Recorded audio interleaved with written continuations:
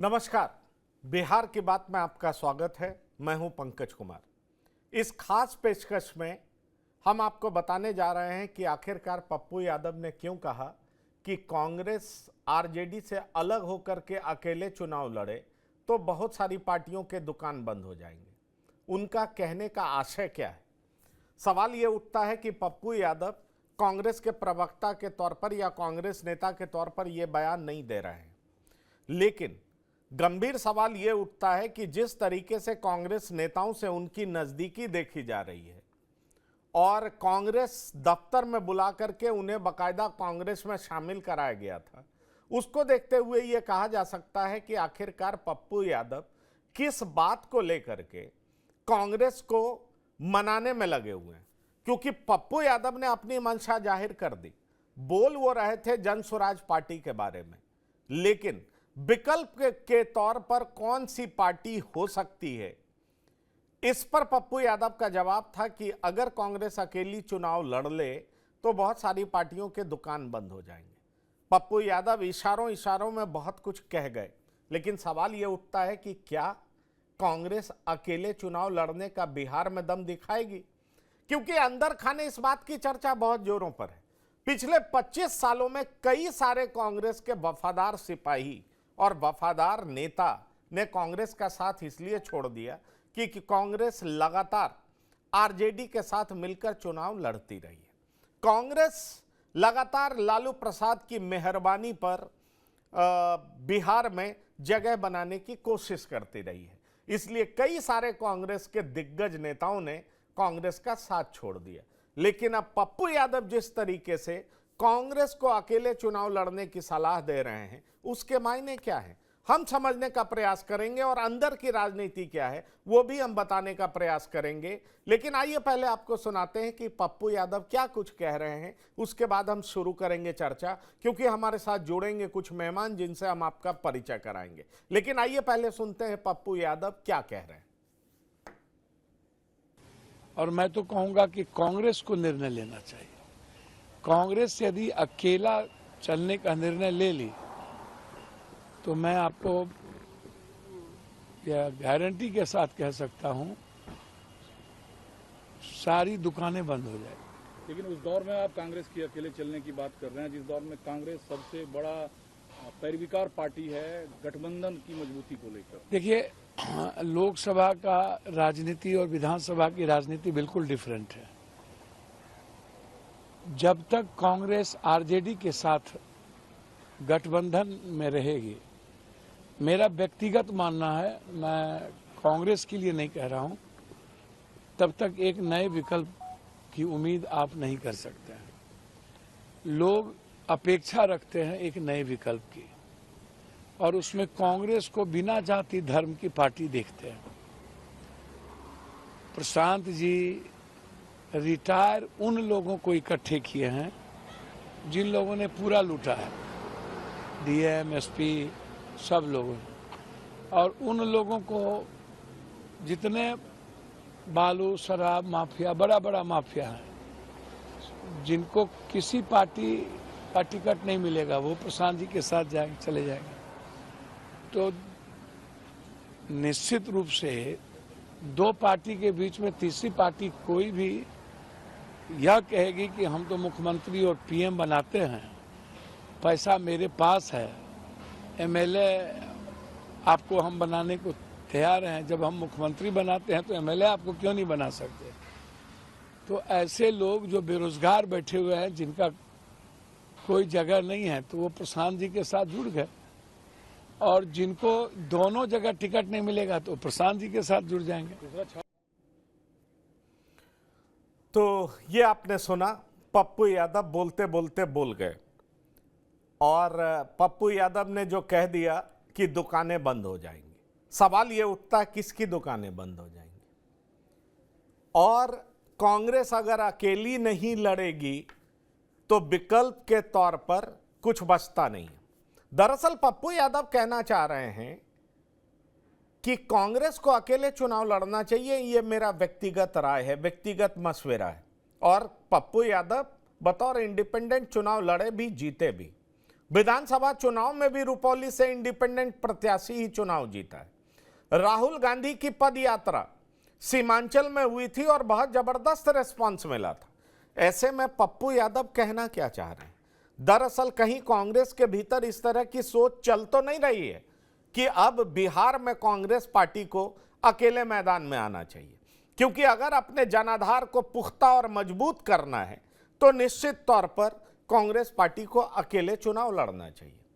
दरअसल याद करिए 89 के उस दंगे को। उस दंगे के बाद कांग्रेस लगातार सिकुड़ती चली गई और कांग्रेस के आधार वोट बैंक पर आरजेडी ने सबसे पहले कब्जा जमाया। दरअसल कांग्रेस कमजोर होती गई, आरजेडी मजबूत होती गई। इसलिए पप्पू यादव एक बात बहुत तरीके से कह गए कि कांग्रेस को अकेले चुनावी मैदान में उतरना चाहिए। अब बहुतों का दुकान बंद हो जाएगा, क्या उसमें आरजेडी भी है? बड़ा सवाल यह है। चलिए हम अपने मेहमानों के पास चलते हैं और उनसे समझने का प्रयास करेंगे कि पप्पू यादव कह क्या रहे। मेरे साथ ज्ञान रंजन जी हैं, कांग्रेस प्रवक्ता, आपका बहुत बहुत स्वागत है। हमारे साथ आरजेडी प्रवक्ता जयंत जिज्ञासु, नाम बहुत अच्छा है, वो भी हमारे साथ जुड़े हैं, आपका बहुत बहुत स्वागत है। हमारे साथ आशुतोष कुमार, वरिष्ठ पत्रकार हैं, हमारे साथ जुड़े हैं, आपका भी बहुत स्वागत है। और हमारे साथ doctor Sanjay Kumar, political analyst हैं, बिहार की राजनीति को बेहतरीन तरीके से परखते हैं, टटोलते हैं, वो भी हमारे साथ हैं। तो मैं सबसे पहले ज्ञान रंजन जी के पास ही जाना चाहूंगा। ज्ञान रंजन जी, पप्पू यादव के इस बयान का मतलब क्या निकाला जाना चाहिए? क्योंकि पहले भी ऐसा हो चुका है, आप आरजेडी से अलग अकेले भी चुनाव लड़े, 2000 में हुआ है, 2009 में हुआ है। क्या इस बार की सफलता आपके भीतर कॉन्फिडेंस जगाने लगी है और आपको लग रहा है कि अब अकेले चुनाव लड़ना चाहिए बिहार में और अपने खोए हुए जनाधार को वापस पाया जाना चाहिए? क्या इस तरीके से कांग्रेस सोच रही है क्या? पंकज जी, बिल्कुल एक बात को मैं सही शब्दों में आपके सामने रखना चाहता हूं कि अगर कोई भी पार्टी किसी के गठबंधन में है, इसका मतलब ये नहीं कि वो अपने संगठनात्मक तरीके को उसको बढ़ाएगा नहीं या वो अपने संगठन को मजबूत करेगा नहीं। सभी की अपनी जितनी भी पार्टियां, सबकी अपनी एक देह होती है कि कहीं ना कहीं अपने ग्राउंड लेवल पे वो मजबूती से खड़ा हो और बने और उनके जो ज्यादातर जो प्रशंसक हो या कार्यकर्ता हो और उनके लोगों को जाकर अपनी विचारधारा को बोल के अपनी पार्टी को मजबूत बनाए, नीचे से लेके धीरे धीरे ऊपर तक, या इससे कि ग्रास रूट लेवल से लेके ब्रांचेस तक की बात करते हैं। गठबंधन की राजनीति आज की जरूरत है, बात को समझिए। अगर ऐसा थोड़ी है कि अगर हम गठबंधन में है तो हमें किसी ने मना कर दिया कि आप अपनी पार्टी का विस्तार मत कीजिए, आप अपने पार्टी में लोगों को ज्वाइन मत कराइए, आप अपने पार्टी के विचारधारा को लोगों तक नहीं पहुंचाइए, ऐसा तो है नहीं। तो ये आपको बिल्कुल सही मायने में सही तरीके से समझने पड़ेगा कि आज के डेट में जिस मुद्दे पे और जिस जमीनी हकीकत को लोकसभा में आजमाया गया और जिसका सही रिजल्ट निकल के आया, इससे तो साफ जाहिर होता है कि कांग्रेस अभी भी लोगों के दिलों में जिंदा है और कहीं ना कहीं मजबूती से कहीं ना कहीं किसी के घर में बसा हुआ। मैं आपको बहुत ईमानदारी से कहता हूं, आपने देखा होगा बिहार के विशेष राज्य दर्जा की बात को मैं याद दिलाना चाहता हूं। कुछ दिन पहले ही, 5 दिन भी नहीं हुआ है, हमने पूरे बिहार में, जब बिहार राज्य का विशेष राज्य का दर्जा केंद्र के एक मंत्री ने संसद में जवाब दिया कि नहीं मिलेगा, तो कांग्रेस की एकमात्र पार्टी थी जो सड़क पे आई, वो भी यूथ कांग्रेस का विंग आया और महागठ जो हमारे कांग्रेस पार्टी के मेन विंग के लोग थे, सारे लोगों ने मिलके पूरे बिहार में बोरिंग रोड में हमने बहुत प्रदर्शन किया और सोई हुई निरंकुश सरकार ने हमें उससे शांतिपूर्ण जो प्रदर्शन होता उसमें डंडे से मारा, मारमात किया, कितने बुरे तरीके से मारा, उसमें मैं भी घायल हुआ। वहां पे क्या है, हम ये बताना चाहते हैं कि हाँ, कांग्रेस शुरू से जनों के लिए खड़ी है और आज भी खड़ी है। और रही बात गठबंधन की कि हम किस गठबंधन में जाते हैं, ये तय हमारा शीर्ष नेतृत्व करता है और जरूरतें पूरी करनी जो हमारे बिहार में और देश में जो जरूरतें थी कि क्या हम जिस तरह से तानाशाही रवैया जो केंद्र में बैठी है सरकारें, वो सारी बातें ठीक है ज्ञान रंजन, नहीं, वो मुद्दा अलग है। बड़ा एक सिंपल सा बात है और मुझे लगता है कि इस पे आप अगर साफ जवाब दे पाए, क्योंकि आपको परजीवी कहा जाता है बिहार में, इस बात को आप देखिए, जानिए। आपने अपना इंडिपेंडेंट एग्जिस्टेंस खो दिया। आप लालू नहीं, प्रसाद की मेहरबानी पे जीते हैं, इस बात को आप मानिए। उनकी इच्छा होती है आपको 9 सीट दे देते हैं, उनकी इच्छा होती है उससे कम सीट दे देते हैं। निखिल कुमार जैसे नेता को वो टिकट नहीं देते हैं और आप कुछ नहीं कर पाते, वहां से वो किसी और को उतार देते हैं। सवाल यही है, पप्पू यादव को आप बकायदा कांग्रेस पार्टी दफ्तर में पार्टी ज्वाइन कराते हैं और पप्पू यादव को आप टिकट नहीं दे पाते हैं। लालू प्रसाद की मर्जी के खिलाफ आप टिकट नहीं दे पाते हैं। आज का प्रोग्राम इसी पर निर्धारित है कि क्या ऐसी सोच आपके भीतर चलने लगी है कि आप पार्टी को अपने पैर पे खड़े होने की जरूरत है, पार्टी को अपने खोए हुए जनाधार को पाने की जरूरत है। इस पर जरा प्रकाश डालिए। पंकज जी, मैं कहीं भी कोई मुद्दा कहीं गया ही नहीं। मैं आपके टॉपिक पे ही बिल्कुल सटीक तरह से सटा हुआ और उसी पे मैंने बोला है कि हर पार्टी अगर गठबंधन में भी है तो कोई गठबंधन की पार्टी आपको अपनी विस्तार और अपनी मजबूती से नीचे कार्यकर्ताओं में जाने के लिए कोई रोकता नहीं है। आप अपनी विचारधारा को बढ़ाने के लिए कोई रोका नहीं है। हम गठबंधन में आते हैं कॉमन मिनिमम प्रोग्राम के तहत, हमारा एक मिनिमम अंडरस्टैंडिंग होती है। उस मिनिमम स्टैंडिंग के तहत देखिए, चुनाव में टिकट निखिल बाबू को नहीं मिलना एक दुखदाई था। इस बात का पूरे बिहार के लोगों को दुख है और ऐसा नहीं कि बड़ी मतलब हम ये खुले मन से बोल रहे तो मुझे किसी का डर है। मैं ईमानदारी से कहता हूं, मिलना चाहिए था। देखिए, एक रिप्रेजेंटेटिव होना चाहिए, उस समाज का एक रिप्रेजेंटेटिव जरूर होना चाहिए था जो हमसे हम लोगों से गलती हुई। लेकिन इसका आकलन हमारे पार्टी के अंदर बहुत जबरदस्त तरीके से हुआ है और ऐसा नहीं कि पार्टी ने इसे इग्नोर कर दिया, छोड़ दिया। बहुत ईमानदारी से मैं आपको एक प्रवक्ता होने के नाते बहुत ईमानदारी से कहना चाहता हूं कि फिर मैं वो बात को दोहराता हूं, गठबंधन हमेशा कॉमन मिनिमम प्रोग्राम पे चलता है और एक जो तहत होती है कि पार्टी का विस्तार करना, वो आपको कोई पार्टी नहीं रोकता है कि आप विस्तार नहीं करें, आप अपने प्रचार प्रसार नहीं करें, आप अपने पार्टी में नए लोगों को नहीं जोड़े। और इसी कड़ी में मैं बिहार की जनता को, लोगों को विश्वास दिलाना चाहता हूं कि जब बिहार स्पेशल स्टेटस की मांग हो रही थी तो लोगों ने सिर्फ मांग की, लेकिन कांग्रेस पार्टी ने सड़कों पे कोहराम मचाया, सड़कों पे खड़े उनकी आवाज बन के कि हमें स्पेशल स्टेटस का दर्जा मिलना चाहिए। हमने लाठी डंडे खाए, सोई हुई जो निरंकुश सरकार थी उसे उठाने का काम किया। लेकिन क्या हुआ पंकज जी, आप समझिए कि आप जिस टॉपिक को ला रहे हैं वो टॉपिक बिल्कुल है कि कॉमन मिनिमम प्रोग्राम के एजेंडा के है। अभी गठबंधन इंटैक्ट है। देखिए, एक सेकेंड, एकदम इंटैक्ट है और ये जितने भी डिसीजन होते हैं हमारे सीनियर लीडर्स लेते हैं और ये राष्ट्रव्यापी हम लोग का जो है गठबंधन हुआ है। अगर इसमें कुछ चीजें 19-20 होती है तो इसकी पूरी की पूरी जिम्मेवारी शीर्ष नेतृत्व बैठ के तय करती है, जैसे 2024 में हमने किया और आगे भी 2025 में करेंगे। चलिए, हमारे साथ जयंत जिज्ञासु भी हैं। मैं चाहूंगा जयंत जिज्ञासु हमारे साथ जुड़े। जयंत जी, आपका स्वागत है। मेरा सीधा सवाल है, पप्पू यादव के बयान को आप किस तरीके से देखते हैं? पप्पू यादव ने यह कहा है कि कांग्रेस अगर अकेले चुनाव लड़ जाए तो जनता विकल्प के रूप में कांग्रेस को देखेगी और बहुतों का दुकान बंद हो जाएगा। क्या आपको लग रहा है कि पप्पू यादव सीधा सीधा कह रहे हैं कि आरजेडी का दुकान बंद हो जाएगा? ऐसा इसलिए कह रहे हैं क्योंकि आरजेडी की स्थिति पूर्णिया में बहुत खराब रही, लोकसभा चुनाव में रुपौली में भी आरजेडी की स्थिति बहुत खराब रही। लालटेन पकड़ने गई बीमा भारती अब वापस जेडीयू से मदद मांग रही है, जेडीयू में आने की बात चल रही।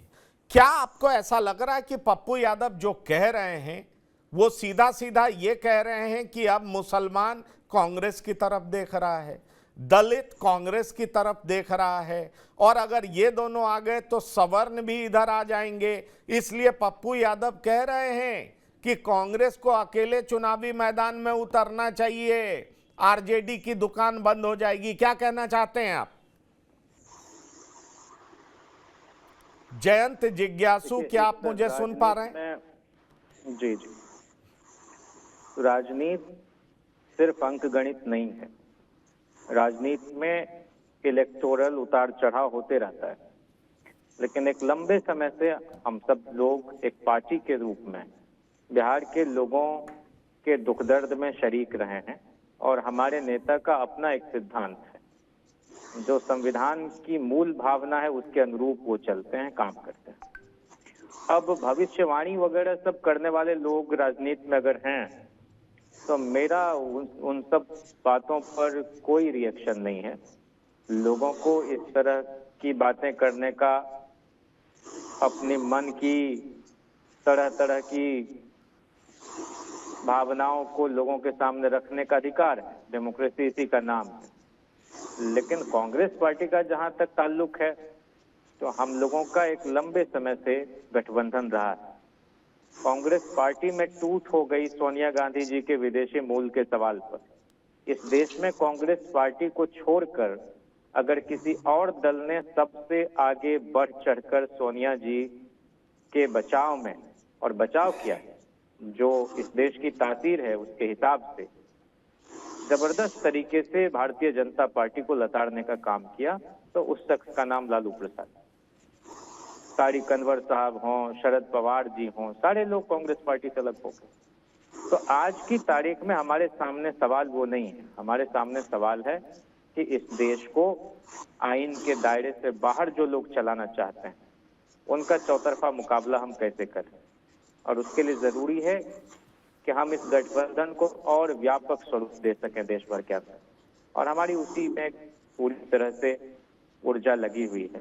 15 अगस्त के बाद तेजस्वी जी एक बार पुनः पूरे बिहार के दौरे पर निकलने वाले हैं, और वो लोगों से समय समय पर जुड़ते रहें, चाहे बेरोजगारी हटाओ यात्रा हो, चाहे आरक्षण बढ़ाओ यात्रा हो, या अभी इस वर्ष जन विश्वास यात्रा हो। हम लोगों का सीधा संवाद लोगों के साथ रहता है। हम लोग कोई बिचौलिए और दलाल किस्म के लोगों की बातों में नहीं उलझते। लोगों को पार्टी बनाने का हक है, लोगों को यूनियन बनाने का हक है, वो करते रहते हैं। लेकिन हम लोग तो एनजीओ की तरह पार्टी नहीं चला सकते। पार्टी जो राजनीतिक है वो राजनीतिक तरीके से चलती है, और उसी में हम लोग लोगों से मिलते जुलते हैं, उनसे संवाद करते हैं, अपना घोषणा पत्र उनके सामने रखते हैं।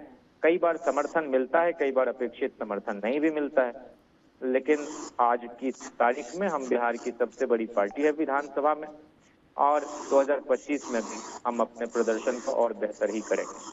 और इसी दिशा में हमारे नेता तेजस्वी जी काम कर रहे हैं, लालू प्रसाद जी काम कर रहे हैं। कांग्रेस पार्टी का शीर्ष नेतृत्व बहुत ही दूरदर्शिता के साथ चलता है, और हम इस तरह के निर्णय के लिए अपने नेतृत्व के विवेक में पूरी तरह से विश्वास और आस्था रखते हैं। जी, मेरा यही काम है। नहीं, आप जो कह रहे हैं वो बात ठीक है, लेकिन डॉक्टर संजय, क्या आपको नहीं लगता कि कांग्रेस का जो फेलियर है, या कांग्रेस का आधार वोट बैंक भी खत्म होने लगा? अगर आप सिलसिलेवार तरीके से देखिए, साल दर साल देखिए, तो उसकी वजह कहीं ज्यादा आरजेडी है। और इसीलिए पप्पू यादव इस बात को बार बार दोहरा रहे हैं कि कांग्रेस अकेले चुनाव लड़ जाए तो स्थिति कुछ और हो जाएगी, बहुतों का दुकान बंद हो जाएगा। दरअसल ये सवाल उठ कहां से रहा है? ये सवाल उठ रहा है कर्नाटक के विधानसभा चुनाव से। मुस्लिम्स ने जोरदार तरीके से कांग्रेस को वोट दिया। आप उत्तर प्रदेश में भी आए, मेरे पास इस बात की पुख्ता जानकारी है, तो अखिलेश यादव पे मुस्लिम समाज के प्रबुद्ध लोगों ने दबाव बनाया कि आप कांग्रेस को समुचित सीटें दीजिए, और नहीं तो इस बार मुस्लिम्स आपको वोट नहीं करेगा। और अखिलेश यादव दबाव में आकर के कांग्रेस को उत्तर प्रदेश में इतनी सीटें दिए, क्योंकि अगर आप विधानसभा में चुनाव का परिणाम देखें तो 2% पर सिमट गई थी कांग्रेस। फिर इतनी सीटें, 17 सीटें देने का मतलब क्या था, औचित्य क्या था, जरा सोचिए। इसलिए मैं ये बात कह रहा हूं कि क्या कांग्रेस को अब लगने लगा है, कांग्रेस के भीतर यह आवाज तेज होने लगी है कि कांग्रेस का खोया हुआ जनाधार वापस आने लगा है। और दरअसल कांग्रेस को दिक्कत इन्हीं क्षेत्रीय पार्टियों से है जो उसके वोट बैंक पे बैठे हुए हैं। इसलिए अब उनसे अलग हट करके कांग्रेस चुनाव लड़े तो उनका दुकान बंद हो जाएगा। पप्पू यादव इसी ओर इशारा कर रहे हैं। क्या कहते हैं डॉक्टर संजय? उन्हें 2-3 चीजें हैं, इसको देखने की जरूरत है। एक तो कि लालू प्रसाद जी ने लोकसभा चुनाव के पहले, जब इंडिया गठबंधन की पटकथा लिखी जा रही थी, इंडिया गठबंधन का स्वरूप तय किया जा रहा था, जब नीतीश कुमार जी भी उनके साथ थे, तो उन्होंने कहा था कि अगर बीजेपी को सत्ता से हटानी है तो सारी पार्टियों को पार्टी क्षेत्रीय हो या उस पार्टी को राष्ट्रीय स्तर पर मान्यता मिल गई हो, कांग्रेस की छतरी के नीचे आनी हो। तो ये बात तो राष्ट्रीय फलक पर लालू प्रसाद जी भी कह रहे हैं कि कांग्रेस की छतरी ही एक ऐसी ताकत है जहां पर हम सत्ता को चुनौती दे सकते हैं, या जो पार्टी लगातार सत्ता में आ रही है उसको हम रोक सकते हैं। रह गई बात कि कांग्रेस एक विकल्प तो है, इसे कौन इनकार कर सकता है। पप्पू यादव को कब क्या सूट करेगा, कब क्या सूट नहीं करेगा, ये पप्पू यादव की बात है। लेकिन जब बिहार ने पिछले बार 39 एनडीए के सांसद दिया था, तो अगर एक सीट आई थी तो वो कांग्रेस को सीट आई थी किशनगंज में से। इस बार भी कांग्रेस को अगर देखा जाए तो कितनी सीटें मिली, और उसमें वो 3 सीट कांग्रेस जीत जाती है।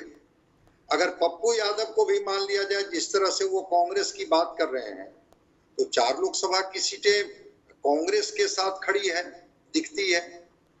तो कांग्रेस अगर अपनी बिहार में जमीन नहीं बनाती है, नहीं बचाती है, ये कांग्रेस का पार्ट है कि उनकी सांगठनिक धार क्यों कुंद पड़ गई, क्यों उनका संगठन। मैं तो बता रहा हूं ना, ज्ञान रंजन जी को ज्यादा पता होगा। आपको जानकर के आश्चर्य होगा कि इस राष्ट्रीय पार्टी का सांगठनिक विस्तार 2-3 प्रदेश अध्यक्षों के कालखंड में भी विस्तार नहीं हुआ। जो जिला लेवल पर होता है, प्रदेश स्तर पर होता है, अब उसके पीछे क्या कारण है मैं नहीं जानता हूं, ये कांग्रेस के लोग बताएंगे। जिस पार्टी ने अपना संगठन और सांगठनिक जिम्मेवारी अभी तक नहीं बांटी है, क्या उस पार्टी से आप उम्मीद करते हैं कि बिहार में पप्पू यादव के कहने के बाद इतने ऊर्जान्वित हो जाएंगे कि इनकी सक्रियता बढ़ जाएगी? और पप्पू यादव एक कंटेक्स्ट में बोल रहे थे। उन्होंने कहा कि बिहार के लोग विकल्प के तलाश में हैं। उस जनसुराज और प्रशांत किशोर की वो बात कर रहे थे कि जिस तरह से कई क्षेत्र के लोग जनसुराज से जुड़ रहे हैं। एक नई युवा पीढ़ी जिसको कि प्रशांत किशोर अब कितना एग्जीक्यूट करेंगे, लेकिन उन्होंने कहा कि ये हमारी पार्टी के लोग तय करेंगे कि रोजगार, शिक्षा और चिकित्सा, ये 3 चीज के लिए बिहार से बाहर जाने की जरूरत नहीं पड़ेगी। एक डिस्कोर्स में तो उन्होंने चीजों को ला दिया है। तेजस्वी यादव ने एक डिस्कोर्स बनाया था 20 के चुनाव में कि हम नौकरी देंगे, एनडीए ने कहा कि हम रोजगार देंगे। तो डिस्कोर्स में तो चीजें आई, और बाद में तेजस्वी यादव के प्रभाव से, नीतीश कुमार के जनता के दबाव से, जिनके कारण से हुआ तो बिहारी नौजवानों का भला। वैसे ही कांग्रेस अपनी जमीन को कितना मजबूत करेगी, कितना उर्वर करेगी, जो आप कह रहे हैं कि हिम्मत जुटाएगी नहीं जुटाएगी, इस बात की सच्चाई अब स्पष्ट हो चुकी है कि तेलंगाना में, कर्नाटका में, आंध्रा में मुसलमानों ने खुल करके कांग्रेस के पक्ष में वोट दिया। बिहार में अगर लग जाएगा मुसलमान को कि कांग्रेस ही भारतीय जनता पार्टी को हरा सकती है, तो फिर मुस्लिम वोट इनको लेने में कहीं कोई दिक्कत नहीं होगी। अभी तो तुरंत लिटमस टेस्ट हुआ है रुपौली का, जिसमें आपने देखा कि वो मुस्लिम समाज ने शंकर सिंह को वोट कर दिया। लगा कि फ्रैक्चर्ड करे होगा वोट, वो वोट या तो राजद को मिलेगा या जेडीयू को मिलेगा। वो मदरसा बोर्ड के अध्यक्ष घूम रहे थे और करीम साहब कटिहार मेडिकल कॉलेज वाले घूम रहे थे।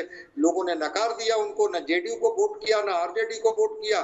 तो मुस्लिम समाज भी छटपटाहट में है, वो विकल्प की तलाश में है और उनके अंदर से भी आवाज निकल रही है। ऐसे ही सीमांचल में जाकर के ओवैसी की पार्टी 6 सीट नहीं जीत जाती है विधानसभा, वो उनके अंदर में भी छटपटाहट है कि अगर 18% की आबादी है तो फिर 2 टिकट दे करके हमको निपटा दीजिएगा तो हम। और अभी देखिए जनसुराज में जिस तरह से मुस्लिम नेता लोगों की एंट्री हो रही है, कल भी मैंने देखा एक इन लोगों ने कार्यशाला आयोजित किया था और अच्छे खासे मुस्लिम की संख्या थी वहां। तो पप्पू यादव उस कॉन्टेक्स्ट में चीजों को बोल रहे हैं कि अगर कांग्रेस खड़ी होती है और कांग्रेस फिर एक भरोसा दिलाती है तो विकल्प के तौर पर नहीं, कांग्रेस एक मजबूत उपस्थिति बिहार में दर्ज करा सकती है। अब वो पप्पू यादव को कितना प्रियंका गांधी का और राहुल गांधी का समर्थन मिलेगा मुझे नहीं पता है। बिल्कुल इस बात की सच्चाई है कि लालू यादव और कांग्रेस में जो रिश्ते हैं उसमें पप्पू यादव कोई चीज कहेंगे और प्रियंका गांधी और राहुल गांधी और सोनिया जी लालू प्रसाद को छोड़ के इनकी बात मान लेंगे, ऐसा मुझे नहीं लगता। लेकिन हाँ, कांग्रेस अगर अपने को मजबूत करना चाहेगी तो तेलंगाना में कांग्रेस अपने दम पर आती है, कर्नाटक में आती है। ठीक आप कह रहे हैं कि अखिलेश यादव ने, मुझे नहीं पता है कि दबाव में या क्या, लेकिन बाकी राजनीतिक पार्टियों को सीखना चाहिए कि अखिलेश यादव ने एक बड़ा अच्छा प्रयोग किया उत्तर प्रदेश में। 80 सीट वाले उत्तर प्रदेश में मात्र उन्होंने 5 यादव समाज के लोगों को टिकट दिया और उन्होंने कहा कि मुझे सीट जीतनी है, मुझे जाति महत्वपूर्ण नहीं है, मेरे लिए सीट महत्वपूर्ण है। वो सारी बातें ठीक है, लेकिन मैं वही कह रहा था कि कांग्रेस का कॉन्फिडेंस जिस तरीके से हाई था और कांग्रेस के प्रति जिस तरीके से मुस्लिम समाज में दीवानगी देखी गई, अखिलेश यादव दबाव में थे। और मैं आपको यह बता सकता हूं पुख्ता तौर पर कि अखिलेश यादव पर यह दबाव बनाया गया कि आप उचित संख्या में कांग्रेस को सीटें दें और तभी आप चुनाव जीत पाएंगे, नहीं तो मुस्लिम आपके लिए वोट नहीं करेगा। और इसीलिए जिस कांग्रेस को 2% वोट विधानसभा चुनाव में मिला, उसको 17 सीटें उत्तर प्रदेश में दी गई। तो आप समझ सकते हैं कि यह दबाव मुस्लिम समाज की तरफ से था। सवाल यही उठ खड़ा हो रहा है कि पप्पू यादव जिस चीज का राग अलाप रहे हैं, क्या पप्पू यादव इसलिए राग अलाप रहे हैं क्योंकि सीमांचल में इंडिकेशंस कुछ इस तरीके के दिखाई पड़ रहे हैं? आशुतोष कुमार, क्या आपको यह लग रहा है कि जो 18% आबादी जिसकी है और जो माई समीकरण है वो एम का रुझान अब कांग्रेस की तरफ ज्यादा है और इसीलिए पप्पू यादव कह रहे हैं कि एक बार अकेले चुनाव में उतर के देखिए, जनता विकल्प के रूप में आप ही को चुनेगी? क्या पप्पू यादव के कहने का मतलब ये है? देखिए, जिस तरीके से अभी आप हमारे काफ़ी सारे सहयोगी बता रहे हैं और जो राजनीतिक विश्लेषक संजय जी जो कह रहे थे कि सबसे बड़ा जो पॉइंट है जो हमें पकड़ना होगा कि मुस्लिम समुदाय को ऐसा लगता है कि भाजपा की हार किधर वोट करने से होगी। संजय जी ने इस बात का जिक्र किया कि सीमांचल के इलाके में जिस तरीके से ओवैसी की पार्टी ने सीटें जीती, या सीमांचल के इलाके में जो जितने भी विधानसभा वहां पड़ने वाले हैं उन सीटों पर जो उसका प्रभाव पड़ेगा, निश्चित तौर पर मुस्लिम समुदाय वहां पर 24 से 29 विधानसभा पर सीधा प्रभाव डालती है केवल अकेले। तो इस तरीके से जो ये बातें हो रही हैं कि क्या जब उनको ऐसा लगेगा कि हाँ कांग्रेस पार्टी भाजपा को हरा सकती है तो निश्चित तौर पर ये वोट बैंक उधर शिफ्ट होगा। लेकिन फिलहाल जो बिहार की स्थिति है, यहाँ पर मुस्लिम समुदाय को यही लगता है कि राजद ही एकमात्र वो विकल्प है जो भाजपा को यहाँ हरा सकती है, क्योंकि कमोवेश आप इस समुदाय से जब भी बात करेंगे और खासकर बिहार में बात करेंगे तो बहुत ही आक्रामक और एग्रेसिव तरीके से वो भाजपा के खिलाफ में बोलेगी और वो निश्चित तौर पर कहेगी कि हम किसी कीमत पर भाजपा को वोट नहीं देते हैं। और बिहार की जो स्थिति और परिस्थिति फिलहाल ये है, मैं आपको स्पष्ट बता देना चाहता हूं, मैंने काफी साल कांग्रेस पार्टी को कवर किया है, उसके कार्यालय में, प्रदेश कार्यालय में मेरा जाना आना रहा है, मैंने देखा है। मैं आपको बता देना चाहता हूं कि आज भी जमीन पर, शायद हमारे यहाँ पर प्रवक्ता भाई ज्ञान रंजन जी को बुरा लगेगा, कांग्रेस पार्टी जमीन पर आज भी फिसड्डी है। यही वजह है कि राजद ने अभी हाल के दिनों में आपने देखा कि किस तरीके से उसको नाच नचाया, कितनी भारी बेइज्जती उसकी की गई, बिना उसका कंसर्न लिए हुए उन्होंने अपने उम्मीदवारों का घोषणा किया, वाम दलों को साथ लेकर चली और जिस तरीके से कांग्रेस पार्टी को जलील किया गया, शायद कोई दूसरी पार्टी होती तो उस पर कोई एक्शन रिएक्शन करती, लेकिन मौजूदा दौर में जो कांग्रेस के प्रदेश अध्यक्ष हैं वो भी लालू जी के इशारे पर ही काम करते हैं। अखिलेश प्रसाद जी में इतना दम नहीं है, वो एक नेता के तौर पर है, संगठन पर उनकी कोई खास पकड़ नहीं है और संगठन को लेकर कभी माथापच्ची करना या उनके चेहरे पे कोई सिकन नहीं दिखती है। वो भी लालू जी और तेजस्वी जी के यस मैन बनकर ही रहना चाहते हैं। पूर्व की अगर आप बात देखेंगे तो कांग्रेस के कुछ प्रदेश अध्यक्ष के सफर पर अगर आप नजर डालेंगे, चौधरी महबूब अली कैसर वो आज कहाँ है? कांग्रेस पार्टी में नहीं है। अनिल शर्मा जो कांग्रेस के पूर्व प्रदेश अध्यक्ष थे बिहार में, वो भी आज पार्टी में नहीं है। अशोक चौधरी जो पूर्व प्रदेश अध्यक्ष थे वो कहाँ है, वो भी आज पार्टी में नहीं है। लंबे समय से कांग्रेस ने प्रदेश में हथियार डाल रखा है। कांग्रेस पार्टी का जो पक्ष रखते थे कुंदल कृष्णन और आशीष नाथ तिवारी, जो उनके प्रदेश के अभी प्रवक्ता हुआ करते थे, टीवी चैनल्स पर तमाम डिबेट में बैठकर पक्ष रखते थे, वो चुनाव के समय भाजपा में आ जाते हैं, उससे पहले आ जाते हैं। कांग्रेस के पूर्व प्रदेश अध्यक्ष अनिल शर्मा जो आते हैं, उन्होंने साफ तौर पर कांग्रेस जब वो पार्टी से निकलते हैं तो कहते हैं किस तरीके से कांग्रेस लालू जी के इशारे पर और राजद के इशारे पर नतमस्तक रहती है।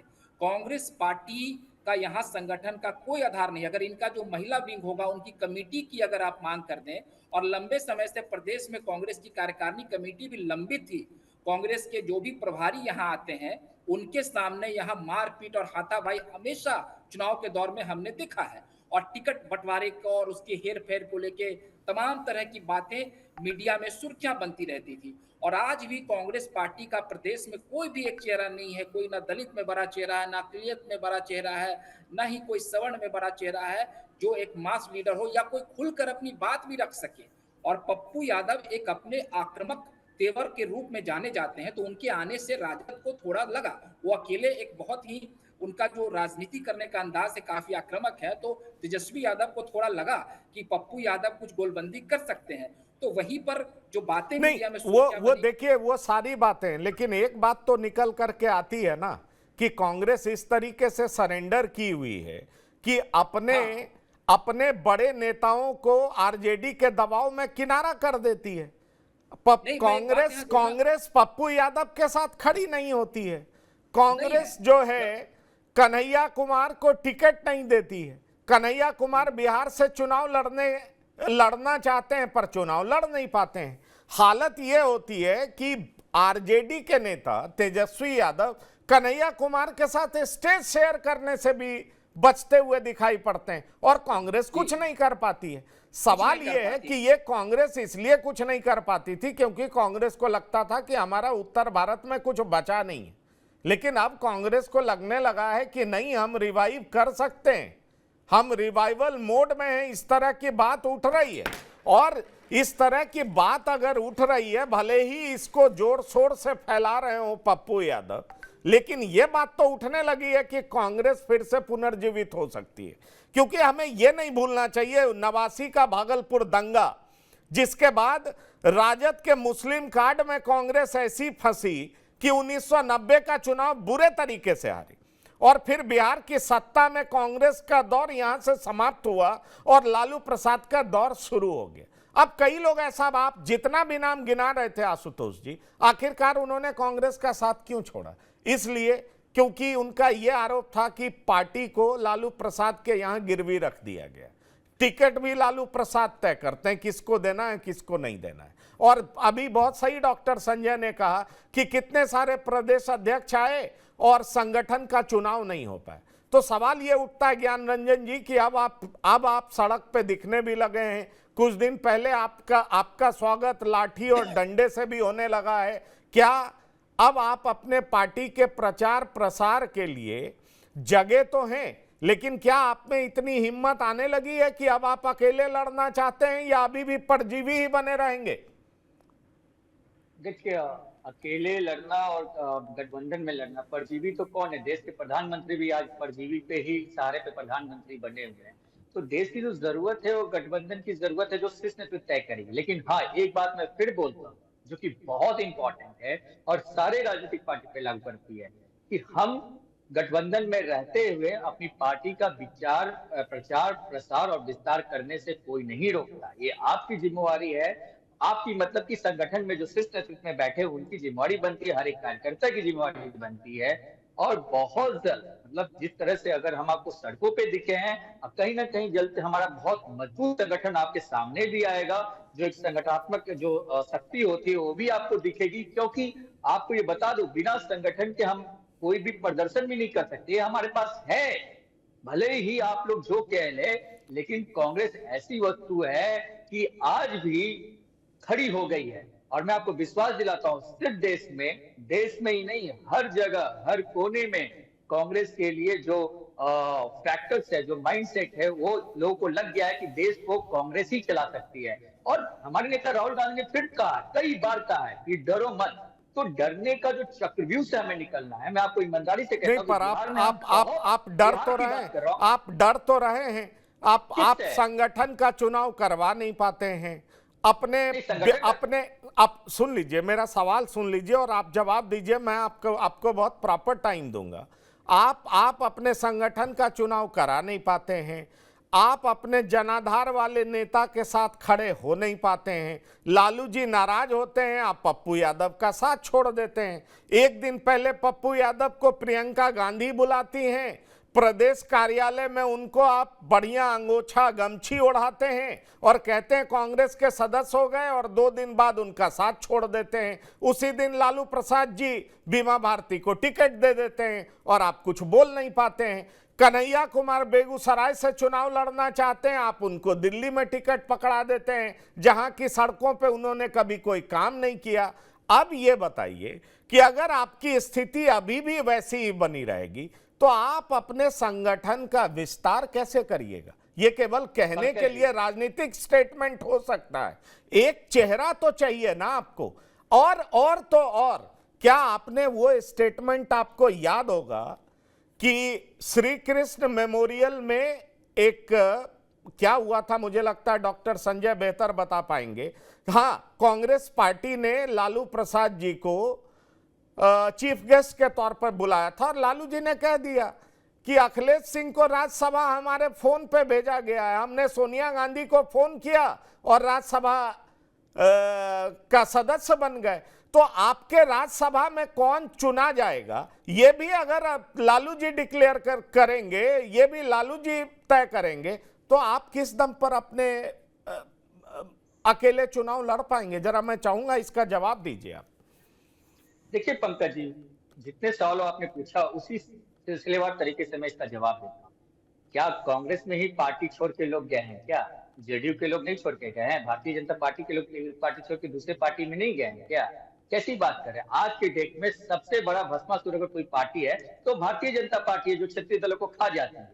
आप कभी उस पर भी बात कीजिए ना। देखिए एग्जाम्पल देता हूँ, महाराष्ट्र में उद्धव ठाकरे शिवसेना से लड़ी, शिवसेना को 2 टुकड़ों में कर दी, भस्मासुर का पहला एग्जाम्पल। बिहार में आ जाइए, चलिए बिहार में रामविलास पासवान की पार्टी को देखिए, चाचा भतीजा जो खूनी रिश्ते थे उसमें 2 भागों में कर दिया भारतीय जनता पार्टी ने। तो दूसरा सबसे बड़ा एग्जाम्पल भस्मासुर भारतीय जनता पार्टी है। क्या बीजेपी के लोग पार्टी छोड़ के दूसरे पार्टी में नहीं आए हैं? जेडीयू के लोग दूसरे पार्टी को छोड़ के कांग्रेस में नहीं आए हैं, राजद में नहीं आए? देखिए ये राजनीतिक चीजें होती है, इस पे अगर गंभीर आरोप लगा देना कि इससे संगठन और संगठन पे कुछ इंपैक्ट पड़ता है, तो बिल्कुल नहीं है। मैं इसको सीधे से खारिज करता हूँ।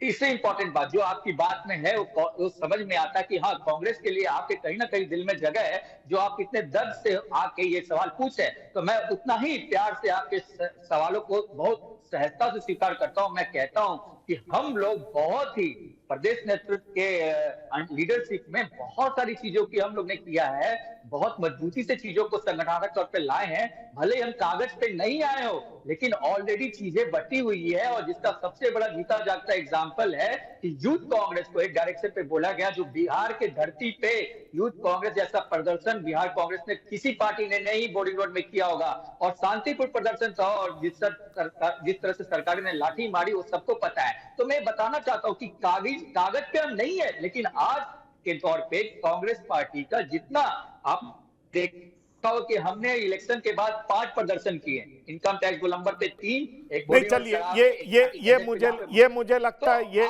हाँ, आपने प्रदर्शन किया, बहुत बढ़िया काम किया।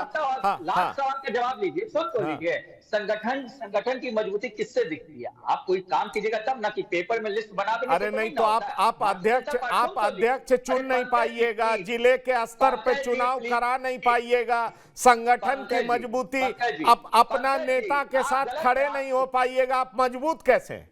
ये बताइए ना, आप मजबूत कैसे हैं? अरे बता तो रहे आप, तो आपने तो बोला, ये सवाल आप दोबारा पूछ रहे हैं। मैंने कहा कि आ रहा हूं, आपने किसने कह दिया? जिला जैसे ही हमारे नेतृत्व बना था, सबसे पहले इलेक्टेड बॉडी था हमारा, जिला इलेक्ट हुआ था एआईसीसी के इलेक्शन के बाद। आप जाइए तो जाके चले जाइए। 2 साल पहले हमारा जिला अध्यक्ष भी चुना हुआ, इलेक्टेड है, हमारा प्रखंड अध्यक्ष भी इलेक्टेड है। किसने कह दिया नहीं है भाई? ये जिस तरह की बातें चलती है, ये झूठी खबरें हैं। मैं आपको विश्वास दिलाता हूं, आप गूगल कर लीजिए, या किसी से पूछ लीजिए, पत्रकार आशुतोष जी मुझे लगता है डॉक्टर संजय जवाब देंगे। मैं जिज्ञासु जी के लिए मेरे पास सवाल है, लेकिन डॉक्टर संजय आपने बोला था, आप जवाब दीजिए जरा इनको। नहीं, मदन मोहन झा इसके पहले अखिलेश सिंह के पहले अध्यक्ष म्यूट है भैया आपका। हाँ। नहीं आ रही है, आवाज आ रही है जी। जी, तो मदन मोहन झा के समय में जो प्रदेश स्तर पर जो संगठन है, क्या प्रवक्ताओं के लिस्ट के अलावा कोई संगठन का लिस्ट भी जारी हुआ था क्या? अगर अभी अखिलेश सिंह हैं तो प्रदेश के संगठन का क्या लिस्ट है? क्योंकि ज्ञान रंजन जी दफ्तर जाते होंगे तो हो सकता है कि मुझे जानकारी नहीं होगी, बता दें कि जब अखिलेश सिंह प्रदेश अध्यक्ष की जिम्मेवारी संभाले हैं उसके बाद कौन सा संगठन उन्होंने बनाया है? भाई पार्टी तो संगठन पर ही चलती है, और जब आप संगठन में जिम्मेवारी नहीं देंगे सचिव का, महासचिव का, उपाध्यक्ष का, तो फिर ये कैसे चलेगा? हो सकता है कि मेरी जानकारी नहीं हो, ज्ञान रंजन जी बता देंगे कि नहीं नहीं आपको जानकारी नहीं रहती है, ये सब कुछ बन गया है और सारे लोग सांगठनिक तौर पर काम कर रहे हैं, तो अवेयर हो जाएंगे। चलिए आपने डॉक्टर संजय जवाब दे दिया। मुझे लगता है जिज्ञासु जी के पास जाना बहुत जरूरी है। जिज्ञासु जी, क्या ये सच नहीं है कि कांग्रेस पनपती है तो आप कमजोर होंगे? असली लड़ाई अगर जनाधार के स्तर पर देखा जाए तो ये तय है कि जितनी क्षेत्रीय दल है, पार्टियां हैं, वो कांग्रेस के कॉस्ट पे ही पनपी हैं। अगर क्षेत्रीय पार्टी कमजोर होती है तभी कांग्रेस मजबूत होती है। आप तेलंगाना देख लीजिए, बीआरएस हारी, कांग्रेस मजबूत हो गई।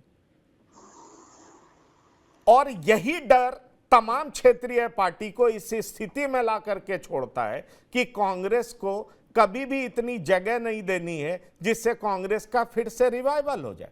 मैं आपको एक वाकया याद दिलाना चाहूंगा कि अखिलेश यादव कांग्रेस के साथ गठबंधन कर रहे थे, मुलायम सिंह ने इसका जोरदार विरोध किया था, परिणाम भी बहुत बुरा आया, दोनों साथ आए, बहुत प्रचारित किया गया यूपी के 2 लड़के, लेकिन मुलायम सिंह ने साफ तौर पर कहा कि हम इसका विरोध करते हैं।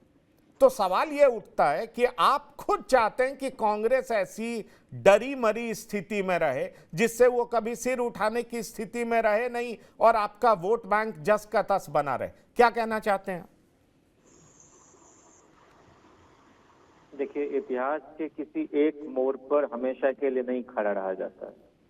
हम लोगों के मध्य प्रदेश में 80 एमएलए जीत के आए थे, क्या हो गया उसके बाद?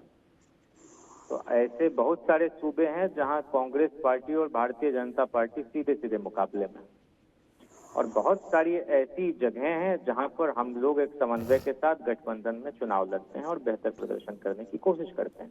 हम इस ख्याल के हैं कि इंडिया ब्लॉक के जितने भी दल हैं वो सांगठनिक तौर पर अपना प्रसार करें, मजबूत हों। वो जितने मजबूत होंगे सारे घटक दल, एक अलायंस के रूप में हम उतने ही सशक्त होकर उभरेंगे।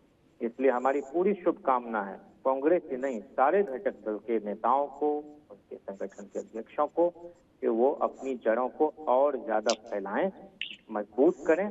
और जब संगठन मजबूत होता है तो इलेक्टोरल रिजल्ट भी बेहतर हमको देखने को मिलता है। और 2025 के चुनाव को ध्यान में रखते हुए और उसके बाद के लोकसभा चुनाव को ध्यान में रखते हुए, और अभी तो झारखंड में भी चुनाव होने वाला है, हरियाणा में होने वाला है चुनाव, तो इन सारे सूबों में बेहतर प्रदर्शन करे कांग्रेस, इसकी हम शुभकामनाएं देते हैं। और हम लोग इस ख्याल के नहीं है कि कांग्रेस की कीमत पर कोई क्षेत्रीय दल उभरता है या कोई क्षेत्रीय दल कमजोर होगा तब कांग्रेस मजबूत होगी, नहीं। हम लोग बहुत मणिकांचन योग के साथ भी काम करते रहे और करते हैं, करेंगे, और आगे भी।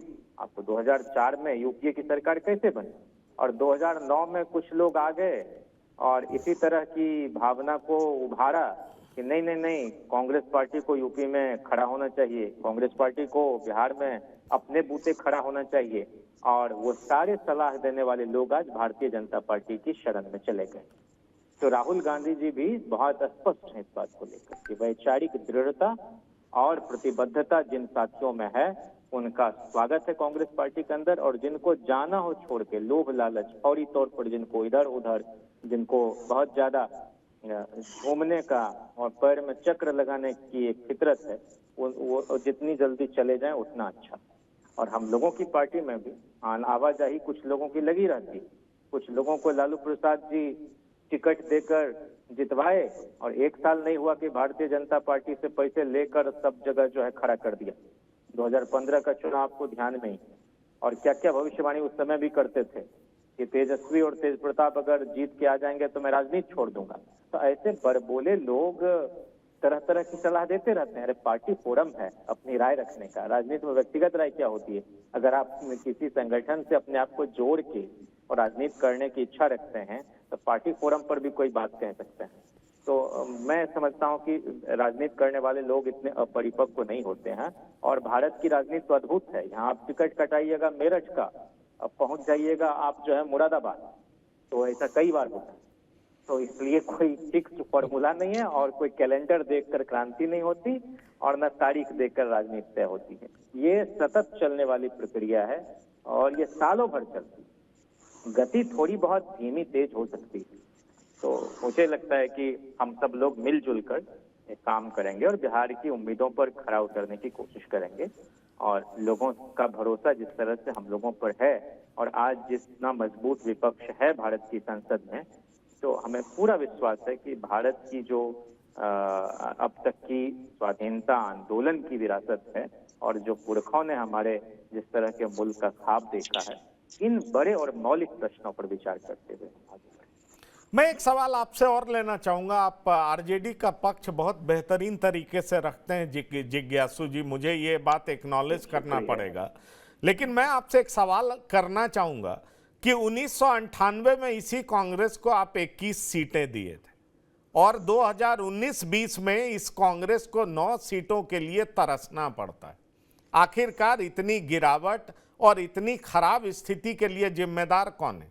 क्या आप कांग्रेस को मानते हैं जिम्मेदार, या आप ये मानते हैं कि विनेबिलिटी फैक्टर बहुत इंपॉर्टेंट है, तेजी से कांग्रेस का जनाधार घटा है, कांग्रेस का कोई वोट बैंक रह नहीं गया है, और रह नहीं गया तो वो वोट बैंक गया किधर, किसके पास गया है? और इस वजह से कांग्रेस सिकुड़ते सिकुड़ते इस स्थिति पर पहुंच गई है बिहार में कि 9 सीटों के लिए कांग्रेस को तरसना पड़ता है। जो 1998 में पहली बार जब अलायंस हुआ था तो 21 सीटें आपकी पार्टी ने कांग्रेस को आवंटित किया था। झारखंड हमारे साथ साथ 54 सीटें थी हमारे पास, आज तो 40 सीटें, 14 सीट तो घट गई। और आज भी जब तालमेल होता है तो झारखंड वाले इलाके में तो मैक्सिमम सीटें राजद कितनी सीट पर लगती, मैक्सिमम सीटें तो अलायंस में कांग्रेस के पास होती है या झामुमो के पास होती है। तो परिस्थितियां बदली हैं। और वहीं आप 2004 की बात करेंगे तो 4 सीट, जहां तक मुझे ध्यान है 4 ही सीट पर कांग्रेस लड़ी थी और बहुत शानदार प्रदर्शन हुआ था। विनेबिलिटी आप देख लें उसमें। 9 में तो अलग अलग चुनाव लड़े और हम दोनों को घाटा हुआ, उसका सेकुलर वोटों का डिवीजन हुआ और हम अपेक्षाकृत बेहतर प्रदर्शन नहीं कर पाए थे। 14 में हम साथ साथ लड़े, हम लोग भी 4 सीटें जीते, कांग्रेस भी कुछ। तो ये तो सीटों की संख्या घटती बढ़ती रहती, कई बार जो है घटक दलों की संख्या बढ़ जाती है तो वहां एडजस्ट करने के लिए सबको थोड़ा थोड़ा कम करना पड़ता है। लेकिन क्या ये सच नहीं है कि विधानसभा चुनाव में 2015 में जितनी सीटें कांग्रेस को दी गई वह ठीक उससे दुगुना हो गया 2020 के चुनाव में। तो ये तो असेंबली के चुनाव और पार्लियामेंट के चुनाव दोनों समय अलग अलग स्थितियां होती हैं। डेमोग्राफी का ध्यान रख के, विनेबिलिटी का, कंस्टिट्यूएंसी का, कैंडिडेट के अपने क्या इकबाल है, उन सबको मद्देनजर रखते हुए फैसला होता है। तो मैं समझता हूँ उसमें कोई फिक्सिटी नहीं है, कुछ फाइनलिटी नहीं है। तो आशुतोष जी बिल्कुल आपने जो बात रखा वो मैं देख रहा हूं कि 2004 में कांग्रेस 4 सीट पर ही लड़ी थी और इसलिए 2009 में कांग्रेस इस कदर नाराज हो गई थी कि वो आपसे अलग चुनाव लड़ी। और इसलिए नाराज नहीं हुई थी पंकज जी कुछ ऐसे सलाहकार थे और वो सारे रजवाड़े के लोग और वो सब जो है भाजपा में जा जाके और झाल और मृदंग बजा रहे हैं और भांगड़ा और भरतनाट्यम कर रहे हैं। कुछ लोग मंत्रिमंडल की शोभा बढ़ा रहे हैं। लेकिन हम तो ये कह रहे हैं आपसे, एक बात कहना भूल गया कि आखिरकार वो वोट जो है कांग्रेस को जो मिलते थे कहाँ गया। आप देख लीजिए ना, आज भारतीय जनता पार्टी का कांग्रेसीकरण हो गया है। हालांकि कांग्रेसीकरण में कांग्रेस तो एक मूल्य का नाम है, लेकिन कांग्रेस के टिकट पर जीते हुए बहुत सारे लोग भारतीय जनता पार्टी की तरफ से सांसद हो गए हैं। तो उसमें क्या कहना है, वो तो कुछ लोग सत्ता के बगैर रह नहीं सकते, बुरे वक्त में पार्टी का साथ दे नहीं सकते। अब घटती बढ़ती रहे, कांग्रेस पार्टी क्या कभी खत्म होने वाली है? इस देश को बनाने वाली पार्टी है। चलिए, मैं चाहूंगा आशुतोष जी से सवाल लूं और डॉक्टर संजय से भी ये सवाल लूंगा। क्विक आंसर दीजिएगा आशुतोष जी। क्या आपको ये लग रहा है कि कांग्रेस में दो धारा है?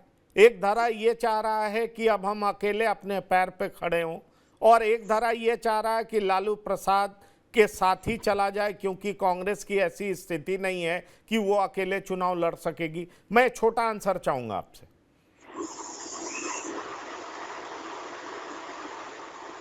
आप अनम्यूट करिए। कांग्रेस पार्टी के प्रदेश स्तर के जितने भी नेता हैं वो यही चाहते हैं कि उनका राजद के साथ पिंड खत्म हो जाए और वो राजद से अलग होकर ही चुनाव लड़े, लेकिन वो इस बात को खुले तौर पर नहीं कह पाते हैं। बड़ी संख्या है नेताओं की जो ये नहीं चाहते हैं कि बिहार में वो कांग्रेस के साथ चुनाव लड़े, क्योंकि उसके पीछे कई रीजन है।